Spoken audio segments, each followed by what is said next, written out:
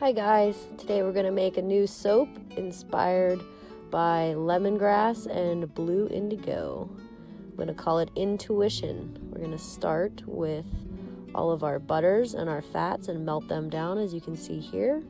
Then we're going to mix up our lye water, which today is made with chamomile tea. And we are going to make sure it's cool to room temperature, which it is. And then we're going to add our lye to our chamomile tea. I have gloves on, it's just to protect, and I have long sleeves on so I don't get splashed.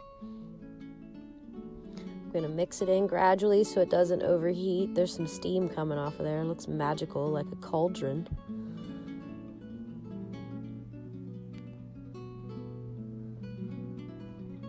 Okay, so that's going to get really hot, and we're going to try to get the lye and the oils to be within 10 degrees in temperature and around 100 degrees Fahrenheit.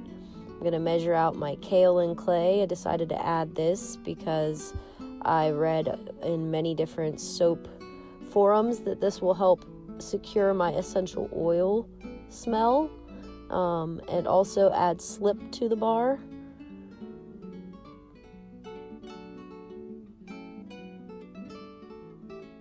I'm just going to take the time to measure this stuff while we're waiting on everything to cool down. It's still hot. Hold on, wait.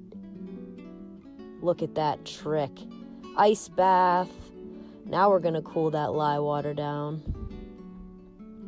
We're going to measure out our activated charcoal, which is not only a wonderful additive for soap, but it also is going to be one of our colorants today. We're going to be using many different types of colorants. All of them will be all natural.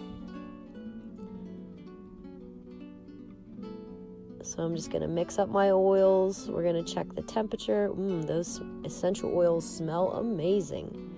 And mix our lye solution into our hot oils very carefully.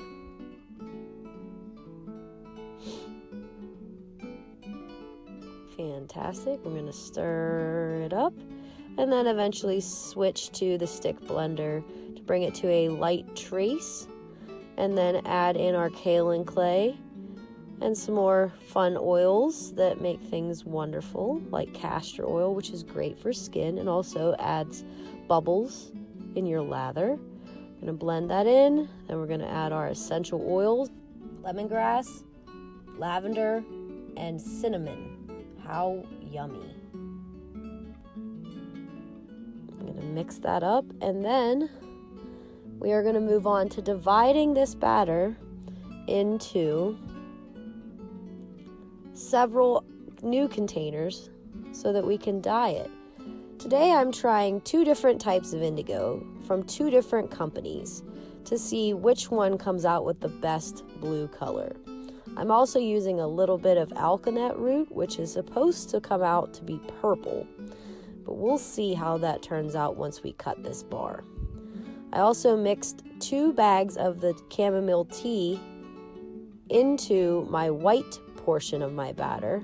I poured some of the really dark indigo in the very bottom, and now I'm going to mix up what's called a pot swirl. This is a technique where you dump a bunch of colors into one pot and then dump that into the mold. So I have my 2 indigos, my purple and my black, as well as the plain white, and we're going to pour that into the mold. It doesn't go all the way up, we have room. And then I'm going to do this really interesting technique where you take a bamboo skewer and you draw little zigzags in the soap, which gives it an interesting geometric pattern. So we're going to see how that turns out.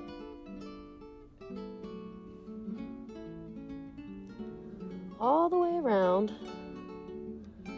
And then we're going to start layering our leftovers. The white is going to go in first, just to break up the blues. And when I say white, this is not going to be incredibly white because I did not add titanium dioxide to this. I wanted to keep it really natural. Then I'm going to put a line right up against the edge of the charcoal black. And then I'm going to add to the other half the dark blue indigo from Dharma Trading.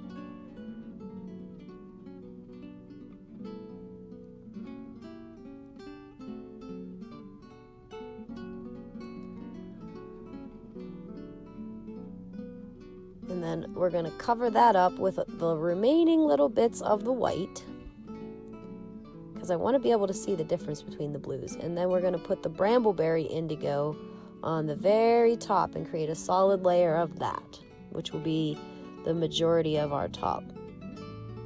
Right now it looks kind of gray. I'm hoping that once it saponifies that it will change color a little bit, but I kind of like this color. It's kind of a periwinkle.